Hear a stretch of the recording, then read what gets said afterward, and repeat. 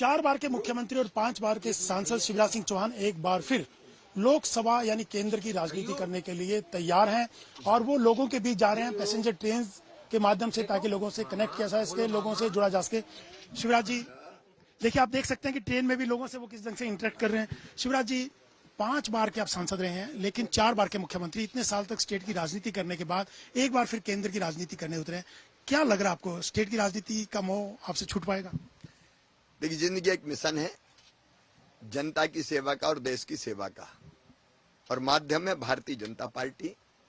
Bharatiya Janata party राष्ट्रीय पुनर्निर्माण का आंदोलन है, और जब आप एक मिशन में काम करते हैं तो आप ये तय नहीं करते कि आप कहाँ रहेंगे, मिशन ये तय करता है कि आप कहाँ काम करेंगे।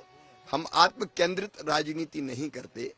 हमारी पार्टी, हमारा मिशन जो काम हमको देता है वो पूरी मेहनत और प्रामाणिकता के साथ करते हैं। तो जब पार्टी ने जो जिम्मेदारी दी, पहले विधायक बना, फिर सांसद रहा, फिर मुख्यमंत्री रहा, जो जवाबदारी दी पूरी मेहनत से, परिश्रम से और संपूर्ण क्षमता लगा के की। अब पार्टी ने आदेश दिया है कि फिर लोकसभा का चुनाव लड़ूं, तो लोकसभा का चुनाव लड़ रहे हैं। हम अपने बारे में नहीं सोचते, देश के बारे में सोचते हैं, और पार्टी तय करती है हम कहाँ काम करें। शिवराज जी, आपकी इच्छा थी लोकसभा चुनाव लड़ने की या पार्टी का फैसला था? क्योंकि आप तो स्टेट में थे बहुत साल से, तो क्या पार्टी ने आदेश दिया कि आपको लोकसभा लड़ना है, या आपने भी, क्योंकि अब स्टेट में तो नया मुख्यमंत्री आ गया, आप सिर्फ विधायक थे, मंत्री बन नहीं सकते थे उनके नीचे, तो क्या पार्टी ने कहा कि आप सेंटर में आ जाइए? हम लोगों ने सीखा है राष्ट्र प्रथम, उसके बाद पार्टी, और फिर मैं। तो मैं कहीं नहीं है। राष्ट्र प्रथम के लिए पार्टी जो जवाबदारी देती है उसी में आनंदित महसूस करते हैं, और उसी काम को फिर पूरी मेहनत के साथ करते हैं। आपके दिल के नजदीक स्टेट की पॉलिटिक्स है या सेंटर की पॉलिटिक्स? जनता। जनता अब दिल के नजदीक है, लेकिन अब देश में भी काम करेंगे, सांसद भी बनेंगे तो जनता की सेवा के लिए काम करेंगे। आप विधायक और मुख्यमंत्री रह के भी जनता की सेवा की है। शिवराज जी, एक सवाल ये उठता है कि आपने यहाँ पे लाडली बहना, तमाम लोगों के साथ आपका जुड़ाव रहा, एक आंदोलन खड़ा किया लाडली बहनों का, और चुनाव में भी ये सब रहा, लेकिन अब आप सेंटर में मंत्री बनना या स्टेट का मुख्यमंत्री, दोनों में आप प्रेफर कौन सा करते हैं? मैंने पहले ही कहा कि काम का माध्यम है भारतीय जनता पार्टी। आप राष्ट्रीय राजनीति में सांसद रहते हुए भी आप अपनी बहन बेटियों के लिए काम कर सकते हैं, बच्चों के भांजे भांजियों के लिए काम कर सकते हैं, किसानों के लिए, गरीबों के लिए, सबके लिए काम कर सकते हैं। तो जो काम तय कर दिया पार्टी ने, उस काम को करते जाना है। माध्यम पार्टी है तो पार्टी जो तय करेगी उसी भूमिका में काम करेंगे। इतना जरूर है कि बहनें हो, बेटियां हो, क्योंकि बहन और बेटियों के लिए काम करना ये बचपन से एक मिशन रहा है। क्योंकि मैंने बेटियों के साथ और बहनों के साथ अपने गांव में भी, अपने क्षेत्र में भी अन्याय होते हुए देखा है, और तभी मन में ये संकल्प जगा था। क्योंकि तकलीफ होती थी, बेटा आए तो खुशियां मनाए, बेटी पैदा हो जाए तो माँ का चेहरा भी बिगड़ जाए, और इसलिए मन में वेदना होती थी। कई बार मैं देखता था कि पति अपनी पत्नी को पीट देते थे गांव में, और वो कुछ नहीं कहती थी, तो मन में तकलीफ होती थी कि हमारी बहनें भी, स्त्री और पुरुष दोनों बराबर है, और बेटी ने भी माँ की कोख से जन्म लिया, भेदभाव क्यों? तो उस दर्द से फिर काम करना शुरू किया। जिस भी भूमिका में रहे, बहन और बेटियों के कल्याण के लिए काम करते रहे, आगे भी करेंगे। आप कई बार भावुक हुए लाडली बहनों से, जब मुख्यमंत्री नहीं रहे, नए मुख्यमंत्री में कई बार भावुक से दिखाई दिया लाडली बहनों के लिए। क्या आपको लगता था कि आपके बाद स्टेट में जो लाडली बहना है कि उनके उतनी केयर कोई कर पाएगा जितनी आप करते? देखिए, हर एक व्यक्ति को भावनात्मक होना ही चाहिए। हम मनुष्य हैं तो हम पत्थर नहीं हो सकते। संवेदना का मतलब ही ये है कि दूसरे की तकलीफ आपके मन में भी वही तकलीफ पैदा करे, ये तो संवेदना है। हम में से हर एक को संवेदनशील होना चाहिए, और संवेदना ही सेवा का काम कराती है। मेरे लिए जनता की सेवा ही भगवान की पूजा है। तो मैं इमोशनली कनेक्ट हूँ, अपनी बहनों से कनेक्ट हूँ, भांजे भांजियों से कनेक्ट हूँ, भाइयों से कनेक्ट हूँ। तो उनके साथ मिलके बेहतर काम करने की, उनकी बेहतरी के लिए हम कोशिश करते हैं। लेकिन भावुक होने का अर्थ ये नहीं है कि हम यहीं रहेंगे। जो हमारी सरकार है, श्री मोहन यादव जी की सरकार, वो भी बहन और बेटियों के लिए काम करेगी। और सबसे बड़ी बात यह है कि प्रधानमंत्री श्रीमान नरेंद्र मोदी जी युग दृष्टा भी हैं और युग पुरुष भी हैं। उन्होंने 4 जाति के ही जिनमें से एक महिला बताई, और महिलाओं के कल्याण के लिए, बहन और बेटियों के कल्याण के लिए उन्होंने बहुत काम किए हैं, कर रहे हैं लगातार। महिला सशक्तिकरण उनका भी मिशन है, तो ये काम आगे बढ़ता रहेगा। जी, कई बार आपकी पीड़ा सामने दिखाई दी, भावुक हुए कई मुद्दों को लेकर के। आपको लगता है कि जहां आपने छोड़ा था मोहन यादव वहीं से आगे ले जा रहे हैं? क्योंकि आपने कहा कि जब मुख्यमंत्री होता है तो लोग कहते हैं कि चरण कमल, कमल चरण, और नहीं तो जब हटते ही पोस्टों से ऐसे फोटो गायब हो जाते हैं जैसे गधे के सर से सिंह। तो ये क्या वजह थी, ऐसी आपकी भावना नहीं? एक तो प्रसन्नता की बात यह है कि मोहन जी बहुत अच्छा काम कर रहे हैं, वो प्रदेश को बहुत आगे ले जाएंगे, ये मेरा विश्वास है। ऊँट के पांव पालने में दिखाई देते हैं, उन्हें बहुत अच्छा प्रारंभ किया है, और हम सब कार्यकर्ताओं का मेरे सहित पूरा सहयोग उनके साथ जुड़ा हुआ है। वो सफल होंगे, ये मेरा विश्वास है। दूसरी बात अगर मैंने कही थी, तो ऐसे लोगों के लिए जो पोस्टर पदों के लिए छापते हैं, केवल उन पर मैंने कमेंट किया था। वो कोई राजनीतिक कार्यकर्ता नहीं होते, कोई भी कहीं भी पोस्टर कोई पद पे आता तो छाप देता है, तो एक अलग संदर्भ में वो बात कही थी। पर आपने कहा कि मुख्यमंत्री रहते तो लोग कहते हैं कि चरण कमल, मतलब सब कुछ आप हैं, ऐसा वो प्रदर्शित करते हैं, लेकिन जैसे पद से हटता है तो फोटो भी दिखाई नहीं देते कहीं पोस्टों पे। तो आपके साथ ऐसा इंसिडेंट क्या पार्टी की तरफ से कहीं आपको अनदेखापन लगा? पार्टी की तरफ से तो सवाल ही नहीं है। पार्टी ने तो मुझे लगातार काम दिया है। मुझे अभी भी मैं 10 राज्यों का दौरा करने आया हूँ। ये कमेंट तो मैंने हंसते हंसते एक व्यंग किया था। क्या अपनों से धोखा मिला आपको? नहीं, कोई सवाल ही देखा। अपने तो अपने होते हैं, मेरे सब अपने, पार्टी के लोग अपने हैं। पार्टी एक परिवार है, और ये बीजेपी ही है जिसमें स्नेह, प्रेम, आत्मीयता, शुद्ध सात्विक स्नेह अपने काम का आधार है।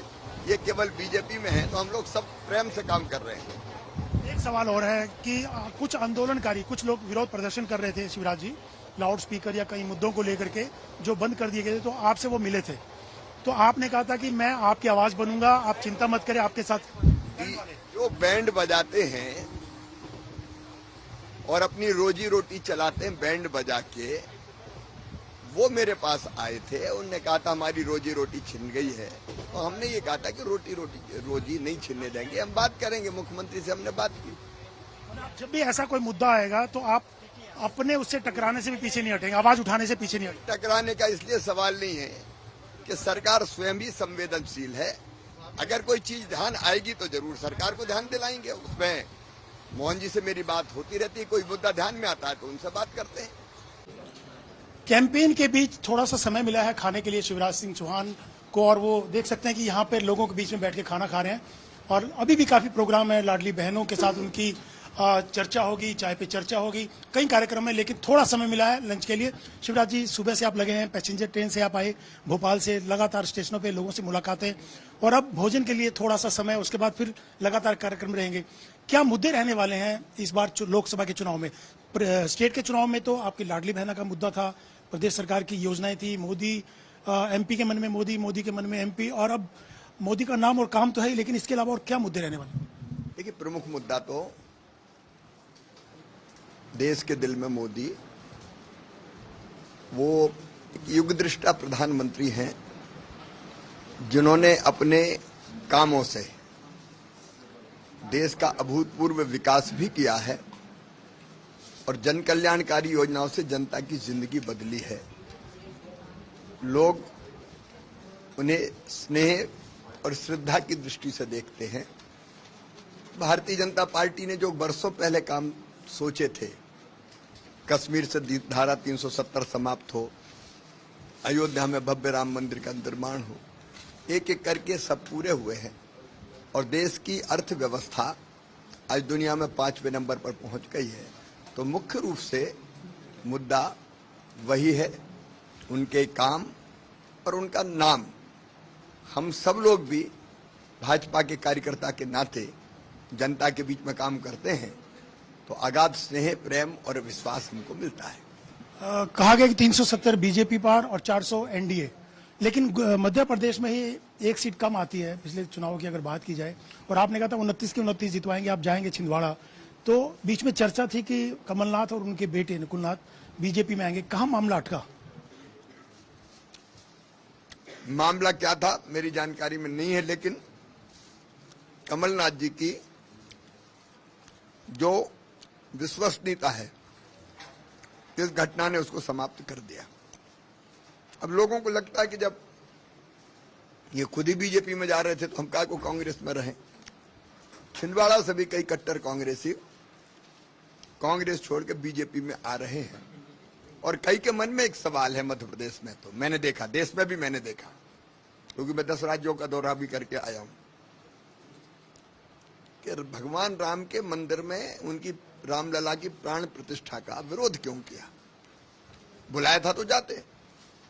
ये अदूरदर्शितापूर्ण निर्णय कांग्रेस को समाप्ति की तरह मध्य प्रदेश में भी ले जा रहे हैं और देश में भी ले जा रहे हैं। अब छिंदवाड़ा सहित भारतीय जनता पार्टी सभी 29 की 29 सीटें जीतने वाली है।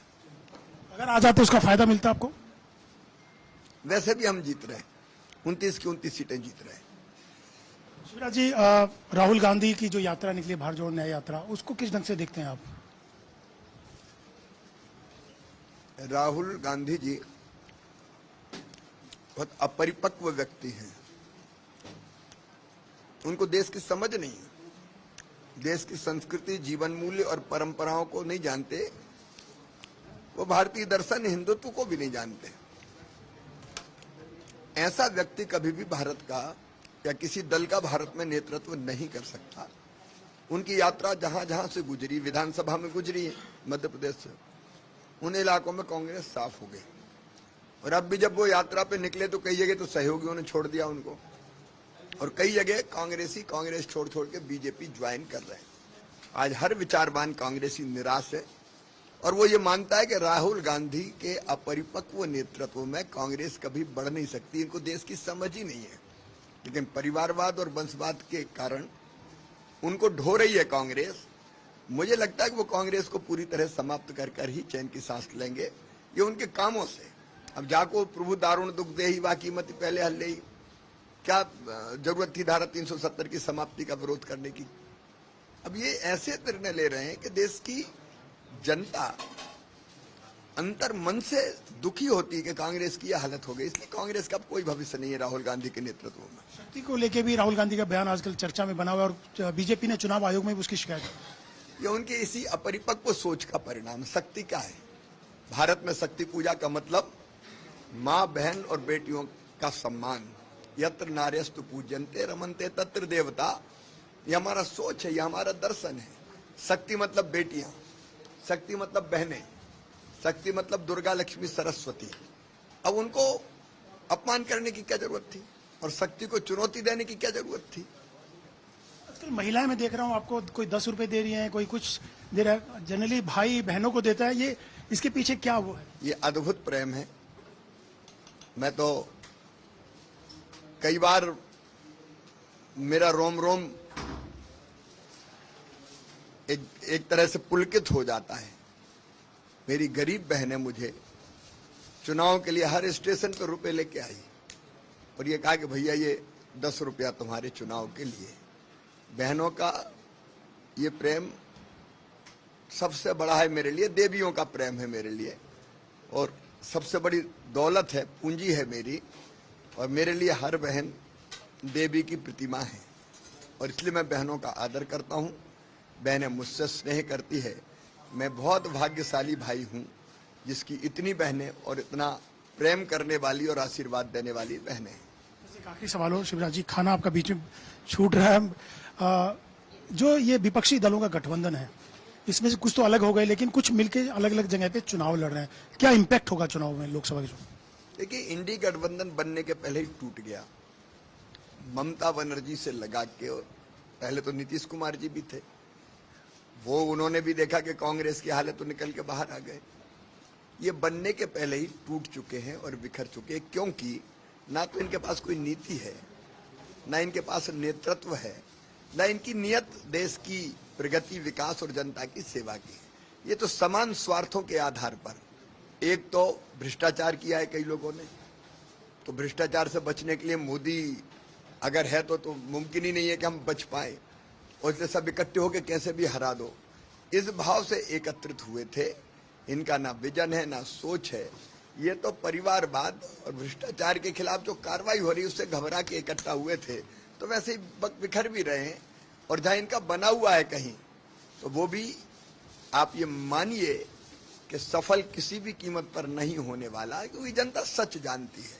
और इसलिए फिर एक बार मोदी सरकार, अब की बार 400 पार एनडीए और बीजेपी 370 पार, ये सच होने वाला है, ये नारा नहीं है, ये तो हमारा संकल्प है जो जनता इसकी सिद्धि कर रही है। बहुत धन्यवाद शिवराज जी हमसे बात करने के लिए। तो ये थे शिवराज सिंह चौहान, जो कि विदिशा से 5 बार पहले चुनाव जीत चुके हैं और 6ठी बार मैदान में हैं। लेकिन उनका मानना है कि जनता उनका चुनाव लड़ रही है, उनको ज्यादा समय देने की जरूरत नहीं है। इसके अलावा वो साउथ में भी कैंपेन कर रहे हैं, बाकी जगह भी उनको कैंपेन पे जाना है, लेकिन बहुत कम समय वो अपनी कॉन्स्टिट्यूंसी लोकसभा में दे पाएंगे। कैमरामैन संजीव कुमार के साथ अशोक सिंघल, विदिशा आज तक।